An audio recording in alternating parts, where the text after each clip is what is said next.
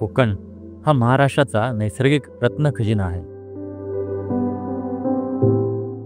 पश्चिम घाटाच्या उंचच उंच पर्वतरांगांपासून ते अथांग अरबी समुद्रापर्यंत पसरलेला हा प्रदेश समृद्ध जैवविविधता, सुंदर समुद्रकिनारे, घनदाट जंगले आणि ऐतिहासिक वारसा यासाठी प्रसिद्ध आहे. आज आपण येऊन पोहोचलो आहोत ते म्हणजे बागमांडला जेट्टीवर. ही जंगल जेट्टी इतकी महत्त्वाची का आहे आणि आपण ह्या रूटवर काय यायला पाहिजे हे आपण आज ह्या व्हिडिओमध्ये समजून घेऊया.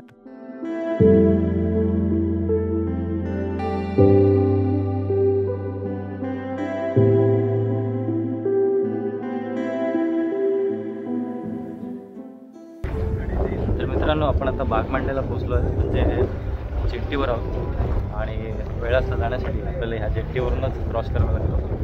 तर बाईक आपली इथे पाठीमागे आणि इथूनच आपल्याला जायला लागणार आहे. तर परिसर बघू शकता, मस्त आहे. बागमांडला वेश्वी जंगल जेट्टी रायगड आणि रत्नागिरी अशा 2 जिल्ह्यांना जोडते.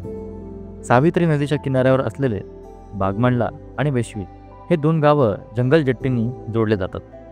बागमांडला आणि वेश्वी ह्यामधलं अंतर फक्त 1 किलोमीटर आहे, म्हणून ही जंगल जेट्टी खूप महत्त्वाची आहे. पूर्वी या भागातील लोकांना नदी पार करण्यासाठी बोटीवर अवलंबून राहावे लागत होते, परंतु जेट्टी सुरू झाल्याने वाहतुकीला वेग आला आणि लोकांचा वेळ वाचू लागला, कारण की ह्या जेट्टीमधून तुम्ही गाड्यांची वाहतूक सुद्धा करू शकता. सर मंडळी, आता आपण आलेलो आहोत बागमांडला येथील जेट्टीवर आणि आता इथून आपण जाणार आहोत वेळासला. याच्यात जवळपास 30 ते 30 कार लागू शकतात आणि बाईक्स पण भरपूर लागू शकतात. आपले बाईक तिकडे पार्क केले. हा मार्ग गोवा, दापोली, हरिहरेश्वर आणि श्रीवर्धनला जोडणारा महत्त्वाचा दुवा आहे. स्थानिक लोकांसाठी ही जेट्टी दररोजच्या प्रवासाचा अविभाज्य भाग बनली आहे. ह्या जेट्टीच्या आसपास हिरव्यागार जंगलांचे सुंदर दृश्य आपल्याला पाहायला मिळते. इथले वातावरण शांत आणि स्वच्छ आहे. समुद्राच्या लाटांचे आणि पक्ष्यांचे आवाज आपल्याला इथे येतच असतात. ह्या जेट्टीमुळे स्थानिक लोकांचा तसेच पर्यटकांचा प्रवास सुखकर झाला आहे. ही बोट सकाळी 8ला चालू होते तर रात्री 10पर्यंत चालू असते. प्रत्येक तासाला ह्या बोटीची सेवा आपल्याला उपलब्ध असते. उन्हाळ्यात किंवा हिवाळ्यात सकाळी लवकर प्रवास करण्याचा सर्वोत्तम अनुभव मिळतो. दुचाकी, 4 चाकी आणि प्रवासी यांच्यासाठी वेगवेगळे तिकीट दर असतात. दुचाकीसाठी सरासरी 20 रुपये ते 50 रुपये आणि प्रवाशांसाठी 10 ते 30 रुपये खर्च होतो. आम्हाला बाईक आणि आमच्या दोघांचे तिकीट पकडून 85 रुपये तिकीट झालं. जेट्टीवर चढताना आणि उतरताना सावधगिरी बाळगावी लागते. आणि तिकडे अप्पर डेकवरती चैताली उभी आहे, जी माझ्याकडे बघते. बागमांडला ते वेश्वी ही फेरी सेवा सुंदरदुर्ग शिपिंग आणि मरीन सर्व्हिसेस प्रायव्हेट लिमिटेडने 2007 मध्ये सुरू केली. त्याआधी रायगड ते रत्नागिरी मंडणगड मार्गे जाणे अत्यंत वेळखाऊ आणि कष्टदायक होते. सुवर्णदुर्ग शिपिंग आणि मरीन सर्व्हिसेस प्रायव्हेट लिमिटेड ही एक प्रमुख कंपनी आहे, जी फेरी आणि मरीन ट्रान्सपोर्टेशन क्षेत्रात कार्यरत आहे. अप्पर डेकवर जाऊया. अप्पर डेकवरती चैताली वाट बघते. या कंपनीची स्थापना डॉक्टर CJ मोकल यांनी केली असून डॉक्टर YC मोकल हे व्यवस्थापकीय संचालक आहेत.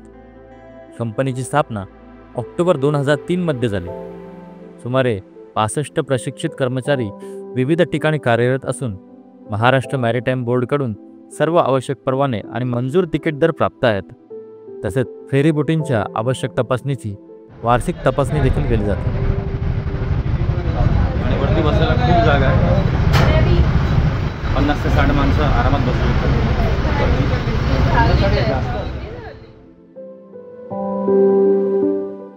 या बोटीचे टायमिंग आणि रेट कार्ड हे व्हिडिओमध्ये दाखवल्याप्रमाणे आहेत.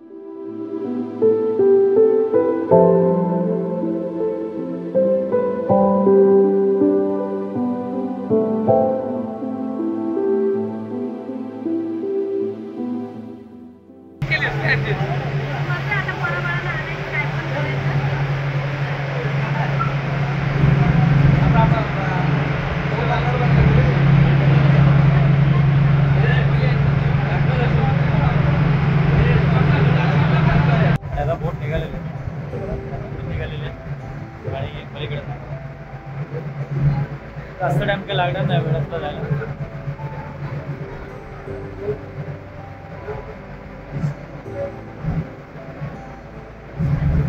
तरी आज गर्दी कमी आहे म्हणून 20-25 गाड्या असतात तर एक बोट पूर्ण भरलेली असते.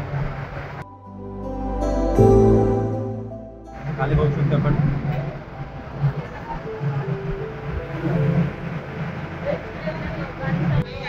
आणि तिकडे ब्रिजचं काम चालू आहे. एकदा ते ब्रिजचं काम झालं की मग तिकडून ट्रान्सपोर्टेशन चालू होऊ शकतं. पण मला वाटते ब्रिज बोटने जरा जास्त मजा येते. आपण येणार तर कुठून तरी राईड करूनच येणार किंवा कार चालवतच येणार आणि परत ब्रिजवरच जाणार. पण त्यापेक्षा ही बोटची जी राईड आहे ती खूप जास्त भारी वाटते. त्याच्यामुळे हा एक्सपिरियन्स जायला नाही पाहिजे. ब्रिज झाल्यानंतर सुद्धा मला वाटतं ब्रिज झाल्यानंतर सुद्धा हे बोटची जी फेरीची जी राईड आहे ती चालू असायला पाहिजे. कंपनी फेरी बोटीवर जीवन रक्षणासाठी आवश्यक सर्व उपकरणे असल्याची खात्री करते, ज्यामुळे पर्यटक आणि जनतेस सुरक्षिततेची खात्री मिळते. अपर डेकवर गेल्यानंतर बोट चालवणाऱ्याच्या शेजारी आपल्याला सेफ्टी जॅकेट्स ठेवलेले पाहायला मिळतात.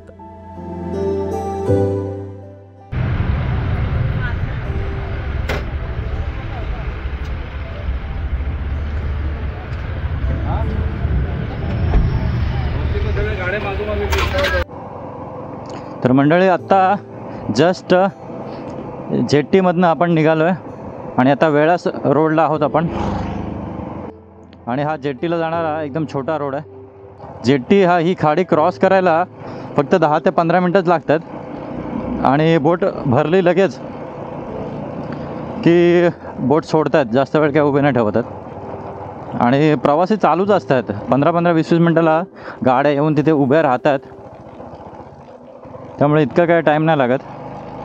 आम्ही जेव्हा 3 वाजता आलो तेव्हा ऑलरेडी बोट गेली होती आणि नंतर 3:30 होती. आता वाजलेले आहेत 3:55 म्हणजे 15 मिनटं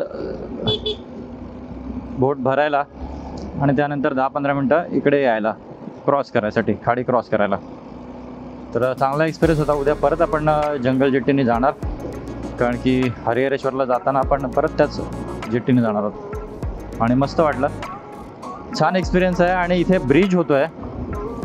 ब्रिज झाला तरी पण मला वाटतं की ही बोट राईड जे चालूच राहायला पाहिजे कारण की जो रस्त्याचा जो एक्सपिरियन्स म्हणजे आपण बाईक राईड किंवा कार राईड करून येणारच, कार ड्राईव्ह करून येणारच, पण त्यानंतर हा बोट राईडचा जो एक्सपिरियन्स आहे तो खूप मस्त आहे. आणि आमचे 85 रुपये घेतले दोघांचे मिळून आणि बाईकचे मिळून. कारचे, मोठ्या गाड्यांचे पैसे वेगळे वेगळे आहेत. बाणकोट हा दुर्ग आपल्याला इथे दिसतोय. सागरी हालचालींवरती लक्ष ठेवण्याकरता बांधलेला गड बाणकोट, तो आपल्याला इथे जाताना दिसेल.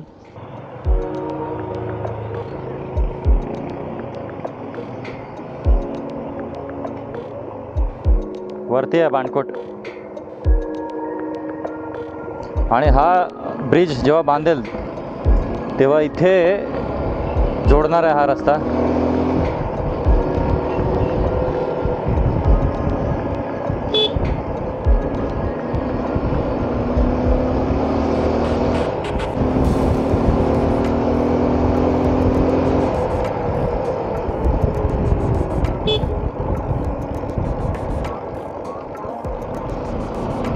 आणि आपण आलेलो आहोत कोस्टल रोडला.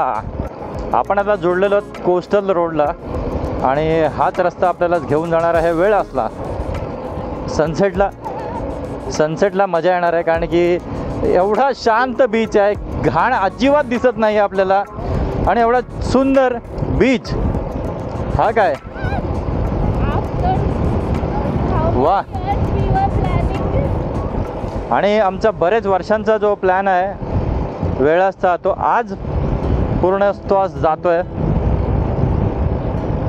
त्यामुळे खूप बरं वाटतंय. वा वा वा वा वा.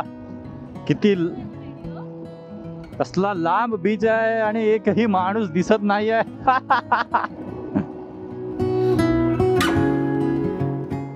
खूपच सुंदर. वेळास कुठे आहे? इकडे जायचं का इकडे? आता परत टर्न मारून जायला लागेल मागे. हे बघ दरीपकर होमस्टे. वेळास गाव पुढे आहे ना, पुढेच जायला लागेल मग वाटतं. गाव तर हेच आहे.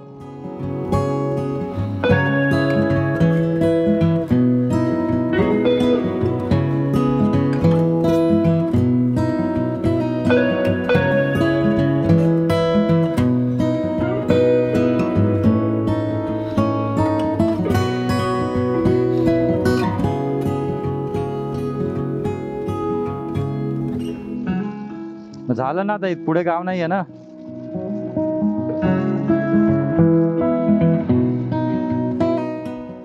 मेन आपलं आता काय पहिले शोधणं आहे घर राहायसाठी. आता समजलं ना, होमस्टे तर बरेच आहेत. असं काय हे नाही आहे की कुठेही भेटेल, असं काय टेन्शन नाही. हे काय समुद्र किनारा त्यांनी तिकडे दाखवलेला ग. ह्यांना विचार, ते कासव कुठे सोडतात. समुद्र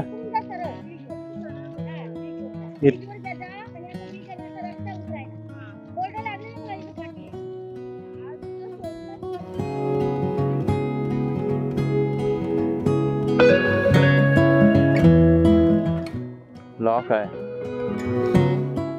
कुठे नंबर? ते बघ पाठीमागे रस्ता हे आहे, तिकडे घेऊ बाईक. वेळास गाव तसं छोटंच, पण इथली माणसं म्हणजे मोठ्या मनाची. 10 मिनटं रूमची शोधाशोध केल्यानंतर एका ठिकाणी आम्हाला काका भेटले. त्यांच्या इथे रूम रिकामेच होते, तर आम्ही ती रूम बघायला गेलो. आता रूमसाठी जास्त शोधाशोध नको आणि रूमसुद्धा चांगलीच होती, त्यामुळे आम्ही तिथेच रूम घेण्याचा निर्णय घेतला. कारण लगेचच आम्हाला समुद्रकिनाऱ्यावर जायचं होतं कासव बघण्यासाठी. तसे तुम्हाला ॲव्हरेज रेट्स 1200 ते 2000पर्यंत रूम भेटून जाईल. रूम शोधतानाची ती व्हिडिओ फाईल करप्ट झाली, त्यामुळे ती व्हिडिओ टाकता येत नाही आहे. पुढच्या भागात वेळास गावची माहिती, कासवांच्या संवर्धनासाठी घेतली जाणारी मेहनत, त्याचबरोबर कासवसुद्धा आपण पाहणार आहोत. जर ही व्हिडिओ आवडली असेल तर नक्की लाईक करा आणि पुढची व्हिडिओ बघण्यासाठी आपल्या चॅनलला आजच सबस्क्राईब करून ठेवा, म्हणजे जेव्हा कधी मी व्हिडिओ अपलोड करेन त्याची नोटिफिकेशन तुम्हाला लगेचच येईल. तर चला, आजच्या या व्हिडिओला आपण इथेच संपवूया. भेटूया वेळास गावच्या पुढच्या व्हिडिओमध्ये.